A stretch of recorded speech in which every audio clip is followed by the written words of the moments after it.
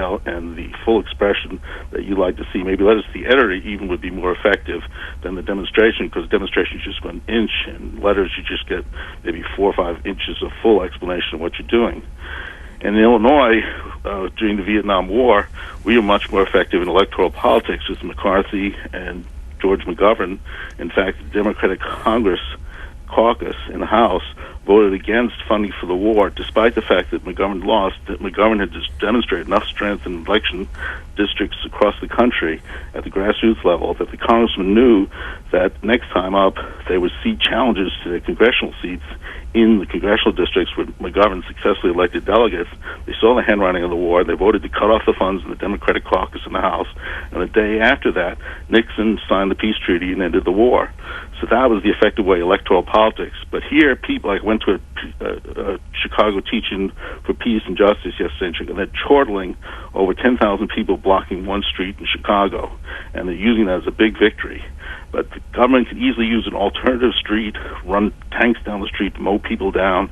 That's totally a symbolic victory. These demonstrations don't accomplish anything. In Illinois, Pierre, I'm going to let you go. Thanks. You made your point. One part of what you say I completely agree with. Just demonstrations, not connected with day-to-day ongoing educational and organizing activities, are pointless. But take the case of the Vietnam War, which was dragged out.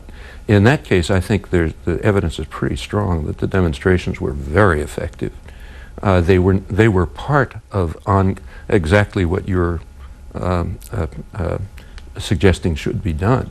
They were part of day-to-day organizing educational activities, and the demonstrations grew out of them, stimulated other people to join, made other people understand what was happening, contributed to the activism, which ultimately, after many years, led to the appearance of political figures who were willing to become, the leaders of or the official leaders of what was by then a mass popular movement. And that was after years and years of very hard work, including demonstrations. And I think there's very strong evidence that they were successful. If you want to have some direct evidence for it, in 1968, after the Tet Offensive in January 1968, the business world turned strongly against the war because it was becoming very costly to the United States. It was becoming costly because Lyndon Johnson was never able to call a national mobilization of the kind that was called during the Second World War, which led to a very efficient economy. He wasn't able to do that because there was too much discontent. They had to fight what they called a guns and butter war, which led to stagflation and economic problems. The discontent was the result of activism, including demonstrations. Johnson was essentially, there was a real power play from the business world. He was essentially told to call off the war after the Tet Offensive, which indicated it was going to go on for a long time. He wanted to send 200,000 more troops to South Vietnam. The Joint Chiefs of Staff were opposed.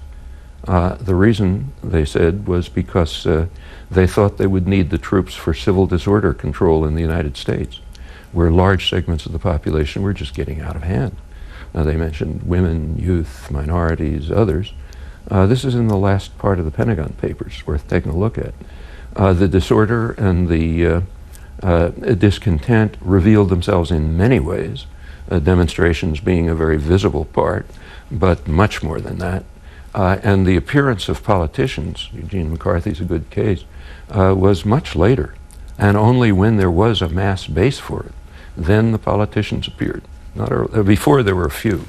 Grinning and Morse were two, but very few until a mass popular movement had developed.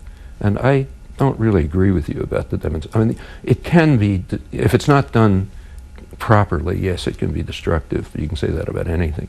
The demonstrations on February 15th around the world were they're the biggest mass demonstrations in history, I suppose. They were so significant that actually the New York Times, a little unhappily, in its comment on them, said a day after that there are now two superpowers on the planet. One is the United States, meaning the U.S. government. The other is world public opinion.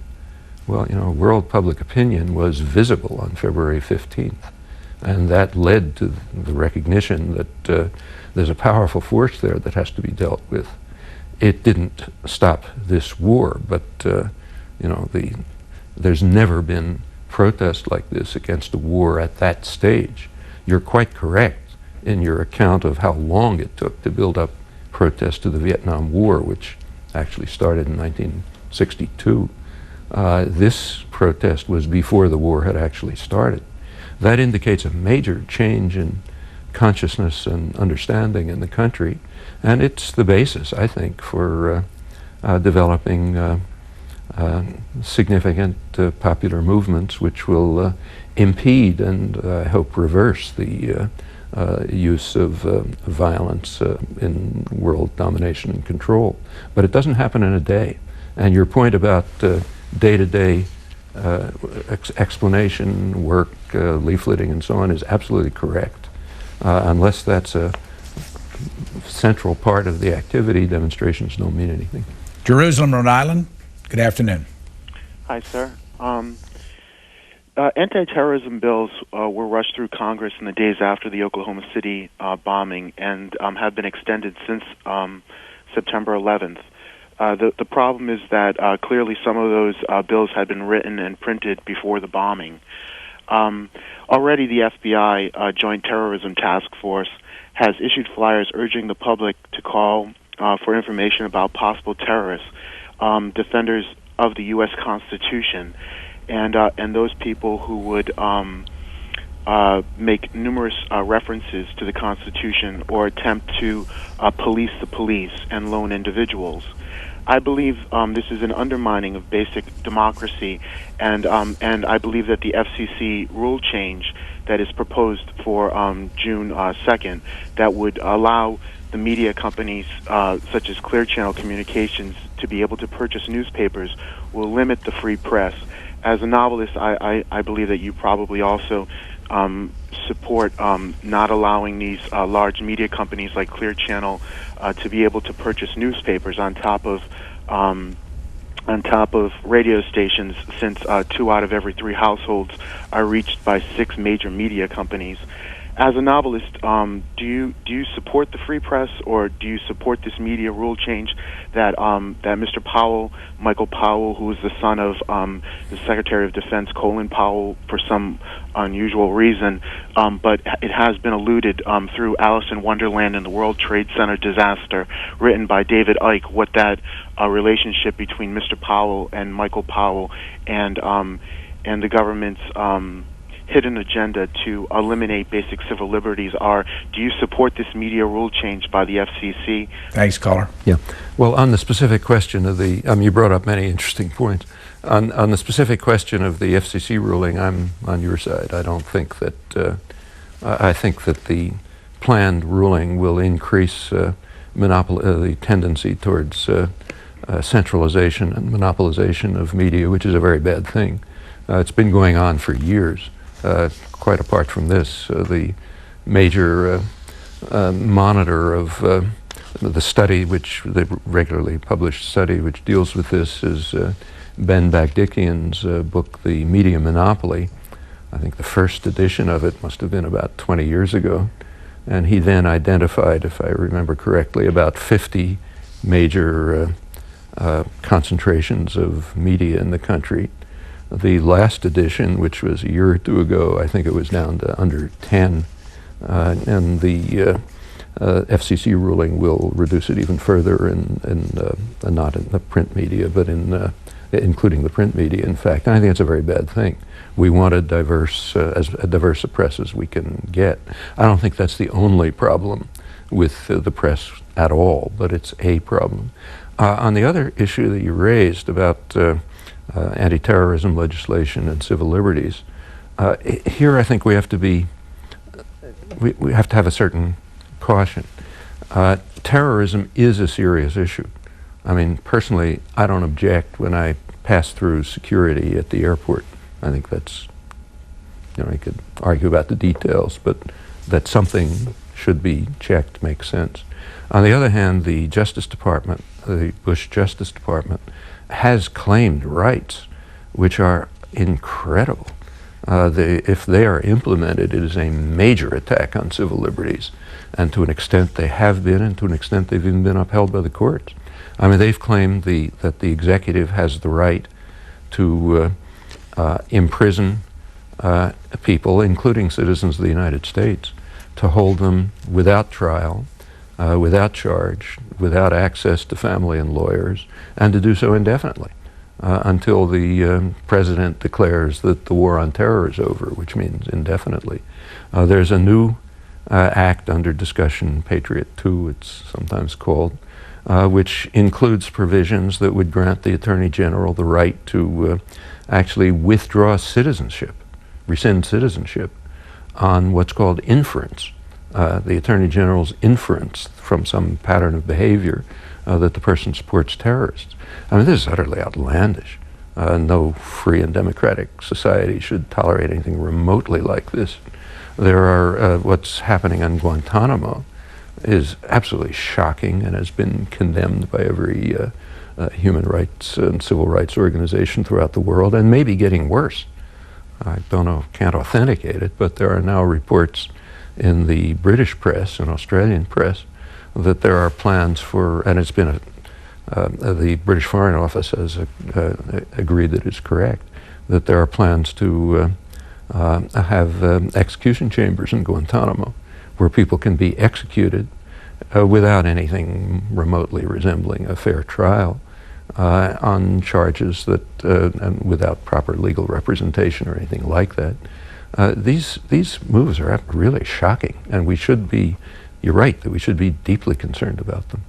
I might quote, if I can remember the wording, a comment by Winston Churchill about this. Churchill's bust is on George Bush's desk. He looks at it every day. Churchill he said that something like this, to place a man in prison without charge and without the judgment of his peers in a fair trial is in the highest degree odious and the foundation of all totalitarian governments, whether Nazi or communist. Churchill said that in 1943 when he was opposing efforts to institute preventive detention for alleged intelligence purposes. And in 1943, Britain was in pretty dire straits. It was under attack by the most vicious and murderous military machine in history, and its survival was not obvious. Nevertheless, he took that position, which is correct, and he's right. What's now being proposed is, and in part implemented, is in the highest degree odious and the foundation of all totalitarian societies, whether Nazi or communist, and we should be deeply concerned about that. Here are some of the 98 books that Noam Chomsky has published over the last, I guess what we're talking about, almost 50 years. American Power and the New Mandarins, a new foreword by Howard Zinn. This was 2002 when it came back out. There's one called World Orders, Old and New by Noam Chomsky. Remember the year this was out? First published in 1994, and there's an expanded edition in 1996. And here's another one, Deterring Democracy. It was a national bestseller. Can you still buy this one in the stores? I don't know if it was a national bestseller. I doubt it. That's what it says right up at the top. Well, you should know never to believe anything that's put by a publisher on a cover. That was 91, extended 92.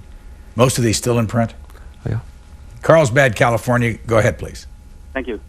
Yes, sir. I'm a military officer with 25 years of experience who's read Mark Twain's War Prayer. And I got a couple of quick questions for you. And I'd like to know whether or not you think it's perfectly natural for a country to protect its borders and guard its national interests, whether they be protecting the population against terrorism or securing economic interests. And in the case of radical Islamic terrorism, that we might have had to burst the terrorist bubble in the wake of a failure of diplomacy. And that wasn't necessarily our failure, looking at their motive, intents, and consequences. And that's the first part, if I could come back to you after that. Well, should a country have a right to defend its population And its economy, yeah, certainly. I don't think that's a question. I didn't